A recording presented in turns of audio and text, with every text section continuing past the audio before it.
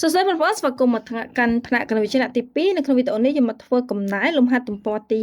51នៅក្នុងមេរៀនទី7វិធីចែកយើងចូលដល់ភាគ2តើឥឡូវកូនមកមើលជាមួយអ្នកគ្រូទាំងអស់គ្នា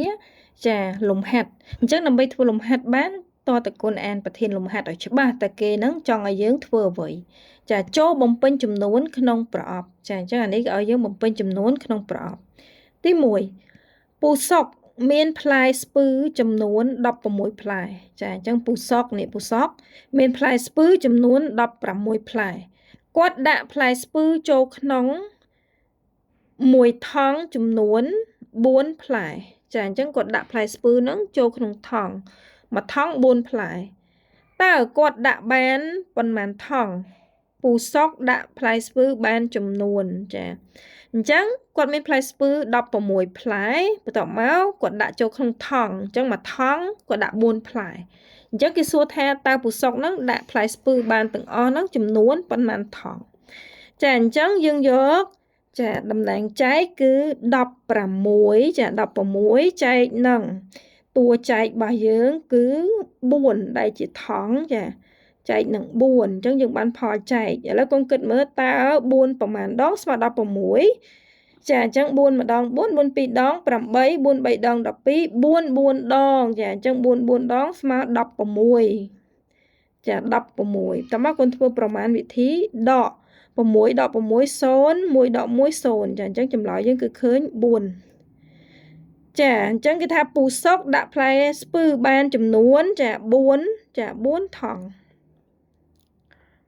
តោះ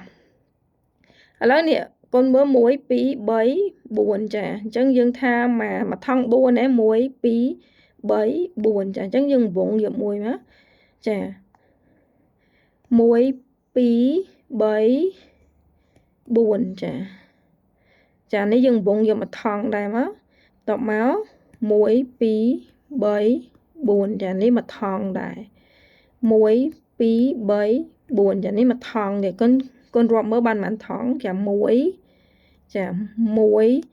2 3 4ចាអញ្ចឹងសំទោសចានេះគាត់គិតទេចាអញ្ចឹងអានេះបាន1 2ចា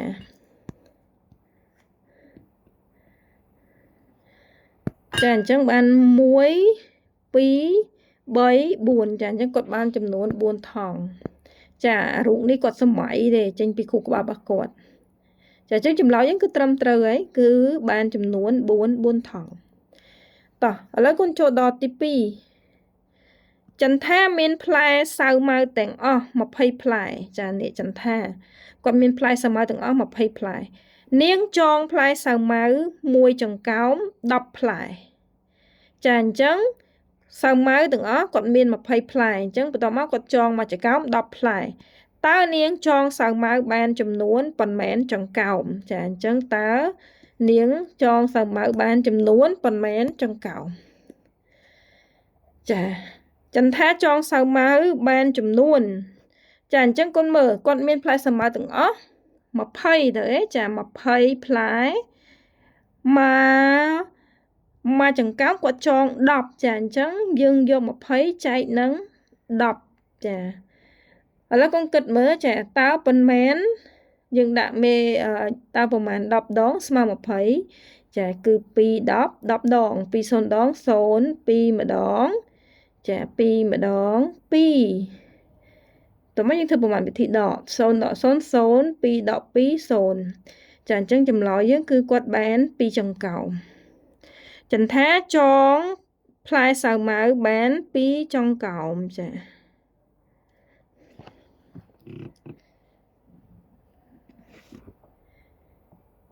អញ្ចឹងនៅក្នុងវីដេអូនេះអ្នកគ្រូមានប៉ុណ្ណឹងយើងជួបគ្នានៅវីដេអូបន្ទាប់